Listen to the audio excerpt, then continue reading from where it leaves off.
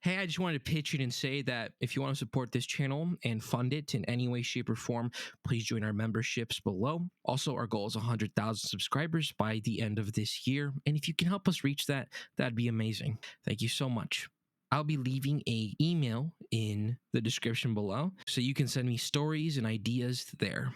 Thank you so much. I hope you enjoy this video.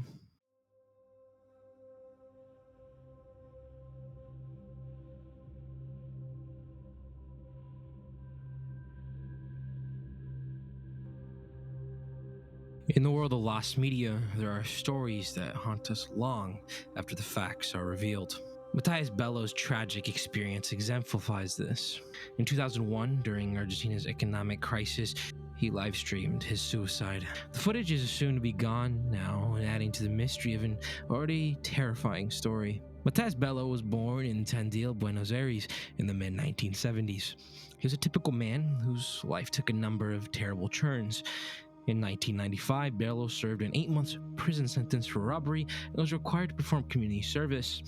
He promised himself that he would put his horrible past behind and start living a better life. Bello's life seemed to improve after he was released. After marrying and having 2 children, he found work as a government employee in Tandil City. But the peace did not last long. Bello's life began to unravel when he was accused of a crime against a man named Juan Cano and subsequently of murdering another government official. His wife divorced him as a result of these claims, and he quickly lost all of his money due to legal expenses and asset forfeitures. To make matters worse, Bello tested positive for HIV following a medical examination. On December 4, 2001, reporters interviewed Matthias Bello about his struggles during Argentina's economic crisis. At the time of the conversation, most people were sad and despondent. During the show, Bello mentioned something frightening. The filming is over here. You can watch the next one live if you choose. Come with me. I'm going to make a mess. What Bello did next was extremely tragic. He entered the office with his shotgun in hand. Reporters and coworkers tried to persuade him out of it. But Bello was adamant about his goal. He remained calm as he spoke, even asking for a pack of cigarettes while seated at his desk. After lighting a cigarette, his final words were, "Thank you. I know when you can help me." Soon after, Bello placed the gun to his head and committed suicide in front of onlookers and cameras. Bello's suicide was the first of its sort in Argentina and was shown live on television. Nevertheless, the film was extensively distributed. Everyone saw it in Argentina to a small audience. Over the years, the tape became lost, and after the occurrence, only parts and pieces exist. There are things as still images and first-hand reports, but no proper footage of the suicide. Parts of the show were discovered in 2008 in a documentary titled La Argentina Eclocidida. I butchered it, but it's it's translated to Crazy Argentina. The violent portions were edited out, leaving only audio and background information. People interested in lost media and cultural history have discussed the video's disappearance. I found this case myself, digging really deep. This isn't something that's just widely talked about. However, if you're into lost media, you may or may not recognize this topic, or you may not recognize it itself as lost media. Matthias Bello's story highlights the vulnerability of individuals and the negative impact of social pressures on them. It also makes me question the morality of using lost files. We look for this type of material out of curiosity, but we must consider what will happen if we bring up content that deals with real human sorrow. Christine Chibuk is a very popular case of this, an American case. And I can actually say that without any uncertainty, that case is sad.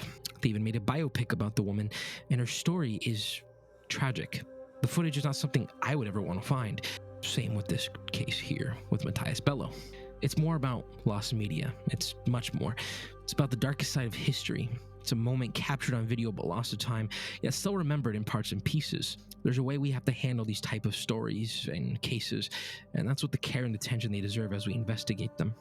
I do believe that in some shape or form, media should exist because it's history. But I do wonder, should we feel guilty about that curiosity? It's a question, that is all. The fire at the Cromanian nightclub, again, excuse my mispronunciation, is a tragic and puzzling event that has had a lasting impact. A fire broke out during a concert by the rock band Caleros in Buenos Aires, Argentina. On December 30th of 2004, the catastrophe claimed the lives of 194 people and injured over 1,400 others, making it one of the deadliest nightclub fires in world history. Republika Cremonia, a two-story nightclub with a capacity of 1,500 people, caught fire. On the night of the event, approximately 4,000 people attended, making the venue extremely congested.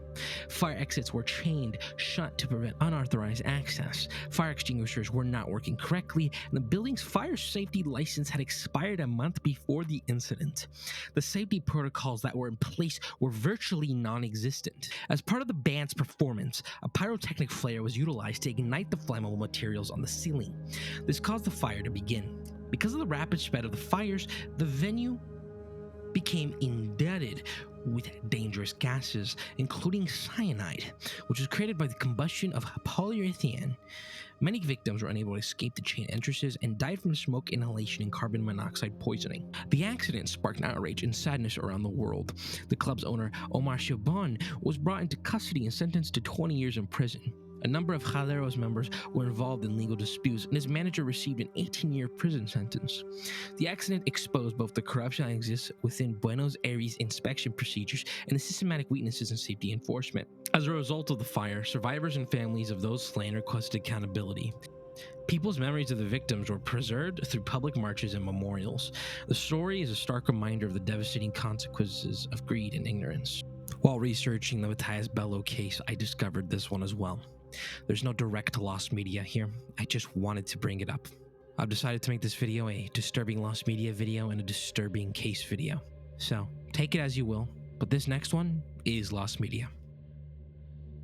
Heartbeat in the Brain, a documentary aired in 1970, is an intriguing example of half-lost material that explores the limits of human curiosity as well as the disputed technique of trepanation. Amanda Fielding, a British scientist and drug policy reformer, directs this film, in which she also stars in. The film follows her quest for higher consciousness by self-trepanation, which is described as the process of drilling a hole in one's own head. And it's not a lobotomy, by the way.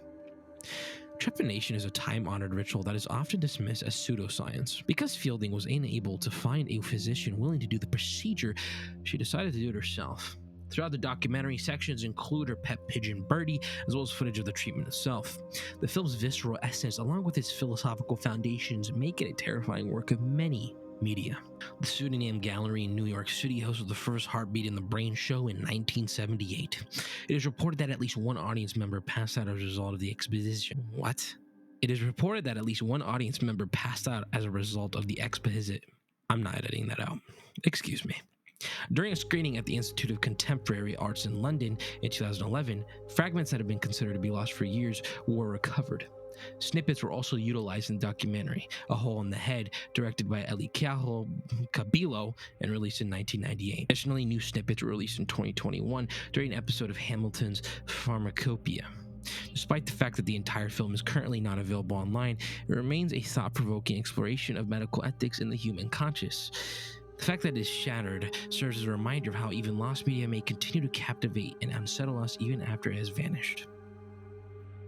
This next piece is a extremely paraphrased and summarized topic. Before I continue, I want you to go check this story out, and I'll even link it in the comments below if you beg for it. This is the Toolbox Killers case. It's Bedaker and Norris. If you know this case, it's quite popular. I'm going to summarize it here because there's so much here, and it's a lot to take in, and it'll take up a lot of the video. And as you know, I make weekly videos now, so it's going to be hard to do that. So I'm going to summarize this here, but it is such a disturbing case, and it's so profound that there could be a long-form video in the future. So if you'd like to see that, let me know in the comments below. I'm now going to continue this case. Lawrence Bedaker and Roy Norris, also known as the Toolbox Killers, committed some of the most atrocious crimes in American history. In 1979, two people kidnapped, tortured, and eventually murdered 5 teenage girls in Southern California. Their moniker comes from the tools they used to commit their heinous crimes, which included pliers, ice picks, and sledgehammers. The lost media in question is related to the audio tapes that Bedaker and Norris made, which documents the torture and murder of their final victim, Shirley Lynette Ledford, which sets this case apart from others. John Douglas, a profiler with the Federal Bureau of Investigation, regarded the recording as one of the most unsettling pieces of evidence he has ever encountered. The tape is so explicit that it has never been released to the general public. Reports indicate that the police agencies use it as a training tool to prepare personnel for dealing with violent crimes. Both men were taken into arrest and transported to court, but Taker died of natural causes on death row in 2019, despite being sentenced to death. Norris received a life sentence in exchange for his assistance with the government, and he died in the year 2020. The audio tape has not been unsealed, and its existence continues to spark a debate over the morality of such recordings. The story of the Toolbox Killers is not only a horrible example of humanity's proclivity for cruelty, but it also exemplifies the role that the media plays in preserving evidence of such crimes. Like I said before, if you're curious, please go do yourself a favor and read about this case. There's so much more to the story, and it's quite tragic.